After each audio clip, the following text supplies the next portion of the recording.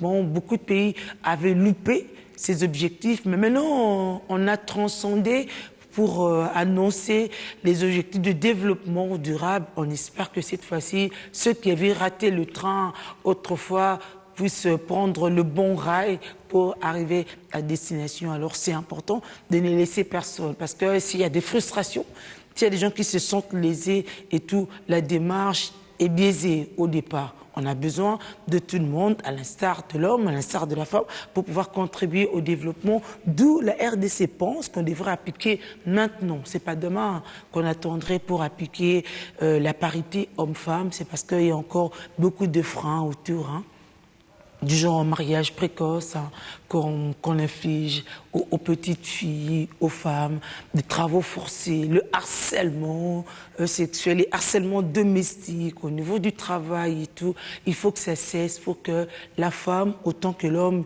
se sentent égaux et comme ça, tous pourront construire parce qu'ils seront vidés de toute frustration. Ils seront reconnus en tant que personnes à part entière. Mesdames, Messieurs, c'est même le lobbying que nous, on mène ici à CFO lors de nos plateaux, comme le plateau que vous suivrez ce soir, dont je vous propose déjà un extrait maintenant.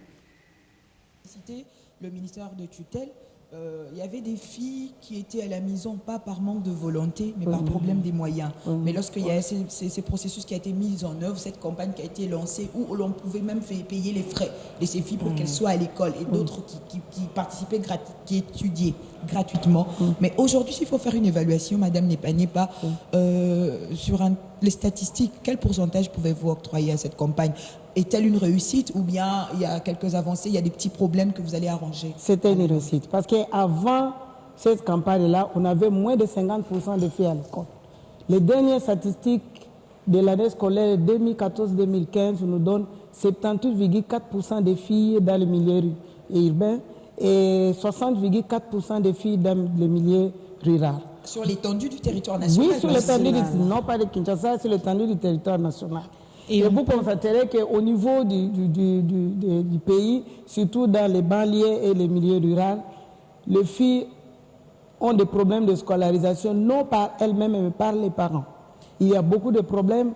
Il y a d'abord certains parents, à cause des moyens très restreints, ils favorisent l'éducation de la fille. J'ai même participé à une enquête vers les Katanga, à Kasumbalesa, où on dit que les études de la fille se terminent dans la casserole de foufou. Comme ça, elle va calculer l'assaisonnement et tout. Une petite parenthèse, on peut parler de la quantité sans parler de la qualité de l'enseignement. Oui, j'en suis d'accord. Madame, qu'en est-il de la qualité de l'enseignement? Cet enseignement dispensé à la jeune fille congolaise? Oui, l'enseignement est dispensé aux filles et aux garçons. Vous avez suivi, nous venons de faire l'évaluation finale de la stratégie de l'enseignement qui avait 3 axes. Le premier axe, c'était d'augmenter l'accès, l'accessibilité et la rétention à l'école. On avait toujours des problèmes, surtout pour les filles. Elles venaient à l'école, mais elles ne restaient pas à l'école pendant tout le cycle primaire, qui est d'ailleurs obligatoire par la loi. La stratégie de l'éducation, par son premier axe, a mené des activités, des objectifs, des activités pour que la fille et les garçons soient admis à l'école. Quelle éducation pour la fille de demain? C'est le thème de ce débat CFO. Rendez-vous ce soir à 21h35. Déjà, nous remercions Madame Christine Nepa qui était l'invitée de CFO. Elle est directeur à l'EPET-5, chef de service à l'éducation, à la vie familiale, ainsi qu'en matière de planification. Donc, elle était bien placée pour répondre à cette problématique, à ces questions liées à l'éducation, mais aussi de la vie familiale. Alors, mesdames, messieurs, en temps vers la Pâque, ça c'est la semaine sainte, vous êtes sans l'ignorer. Et donc dimanche, ce week-end déjà, ça sera Pâques. Ta grandeur sera là aussi pour vous proposer ta grandeur Pâques. De quoi il sera composé? Voici un extrait, une mise en bouche. Faire son entrée, on va écouter un autre cantique. Lui, c'est le frère Mike Kalambai. Ah, il est là? Oui. Ok. C'est pas une blague. Hein? Musique, musique.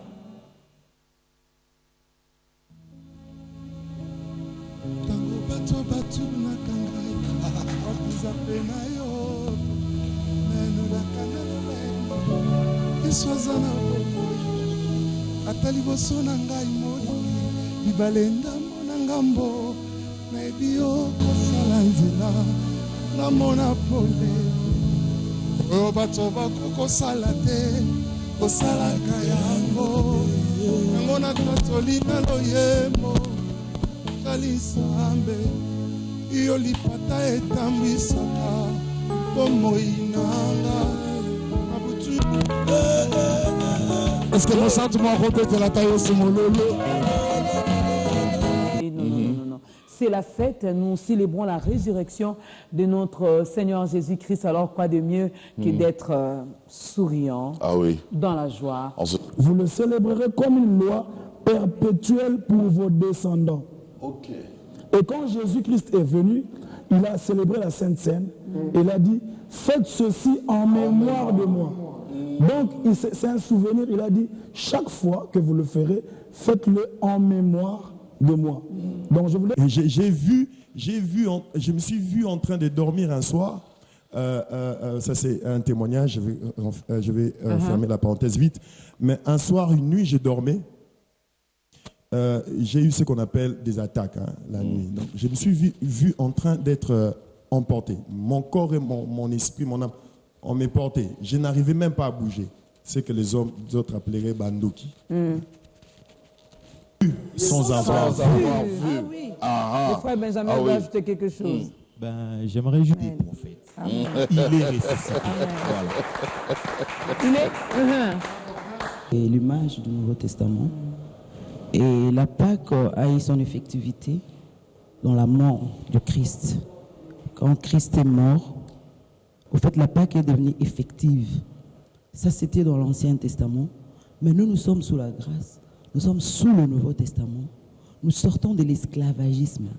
Aujourd'hui, nous sommes... Dans l'atmosphère, quand on se retrouve en retraite de prière ou quand on se retrouve à la forêt Nazamba, en retraite de prière, ces genres de chansons, on chante comme ça et vous sentez que ça monte, ça monte, ça monte. Bakendeki na lilita koluka ebembe na Yesu bakutaki lilita kofungama Yesu asili kosekwa mama wana na Nzambe.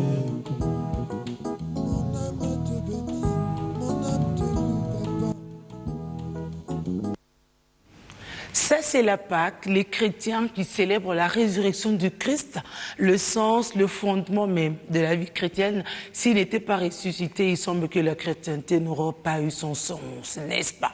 Alors, rendez-vous avec ta grandeur ce samedi de Pâques pour célébrer la vraie victoire, la résurrection, avec autant de frères en Christ que vous aimez et maman Godet, Bongombe autour, au milieu de ces hommes, tonton Jaco d'amour et Dorcas Kapingamema pour vous dire joyeuse Pâques, n'est-ce pas? On est ensemble. Ça sera la bienvenue à toutes les sœurs en Christ, mais aussi aux frères en Christ, n'est-ce pas? Alors, parce que nous tendons vers la fin et que nous rappelons qu'aujourd'hui on célèbre l'eau à travers le monde, l'eau, pas de manière fortuite, mais l'eau parce qu'on a compris l'importance de l'eau. L'eau est importante. Quelqu'un disait Laurent la police, c'est pour dire que Laurent la police, donc pour dire que si on a tellement transpiré, on respire pas bien du coup, alors c'est l'eau qui vient nous enlever la saleté. Du coup, Laurent la police, quand la peau est lissée, on respire bien. On réfléchit mieux, n'est-ce pas? On disait Laurent la police, pour le dire rapidement, Laurent la police, lorsqu'on était gamin, mais Laurent la police, c'est ça, les bienfaits de la francophonie, n'est-ce pas? Alors prenez soin de l'eau, mais à qui, au Congo, nous on a aussi notre adage, quand nous disons un système maman, il se mérité au Kosukola. En tout cas, jamais nous ne pourrons vous le traduire en vos langues respectives, souffrez que ce soit en lingala. C'est-à-dire qu'on a besoin de l'eau pour se laver, pour boire, pour vivre, pour faire la lessive, pour faire la vaisselle, pour entretenir son milieu immédiat, on a besoin d'eau. Imaginez 2 journées sans eau, mais combien de gens ne circuleraient pas avec des récipients sur la tête, dans tous les sens, comme des fous, pour aller chercher de l'eau. Or, nous avons de l'eau que nous gaspillons. Nous avons de l'eau que nous ne savons pas traiter. On parle de la vétusté de nos tuyaux, des conduits d'eau. Aujourd'hui, il y a des gens qui, lorsqu'ils ouvrent leur robinet, vont jusqu'à dire, tiens, j'ai vu des vers de terre d'eau. Le chose invraisemblable, mais c'est parce qu'à un moment, les tuyaux sont vétustes. Donc ça peut créer un problème. Or, notre eau est bien traitée au départ. En tout cas, tous les experts d'eau, les chimistes et tout ça, les biologistes, ont attesté que notre eau était bien traitée. Donc, si cette eau pourrait parvenir comme ça à la population, on n'aurait pas besoin aujourd'hui d'acheter de l'eau soi-disant traitée, mais qui parfois pose aussi des problèmes de conservation. Il y a beaucoup de maladies liées à l'eau, beaucoup de maladies aujourd'hui liées aux conditions dans lesquelles les gens vivent, quand l'eau est polluée, vous avez le choléra, vous avez beaucoup de choses en tout cas, et c'est des grosses maladies.